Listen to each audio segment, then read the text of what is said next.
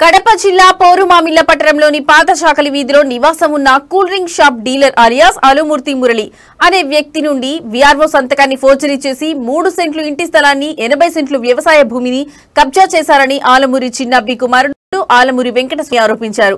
ఈ సందర్భంగా ఆయన మీడియాతో మాట్లాడుతూ తన తండ్రి ఆలమూరి చిన్నబ్బి పేరుతో సర్వే నెంబర్ 16-2B1 లో 3 సెంట్లు ఇంటి స్థలం ఉందని లక్షల రూపాయలు విలువ చేసే ఆ స్థలాన్ని ఆలమూరి మురళి వీఆర్ఓ సంతకం ఫోర్జరీ చేశారని తెలిపారు.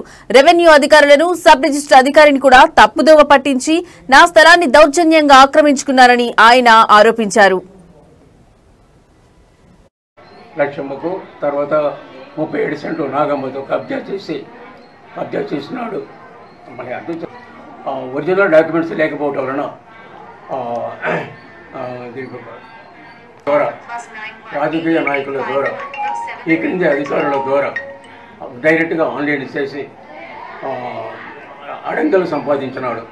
రామసింగ్ తహసీల్దార్, దక్షిణామూర్తి ఆర్ఐ, తర్వాత డేవిడ్ వీఆర్ఓ.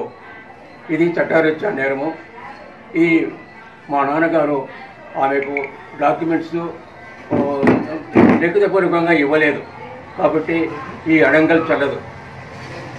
తర్వాత ఈ అడంగల ద్వారా ఇది లక్ష్మమ్మ ఇచ్చినటువంటి అడంగల ద్వారా ఆ మురళి 82,000 లక్ష్మమ్మతో 82,000 లక్ష్మమ్మ మురళి నుంచి 82,000 తీసుకున్నట్లుగా ఒక అగ్రిమెంట్ తయారు చేసినాడు.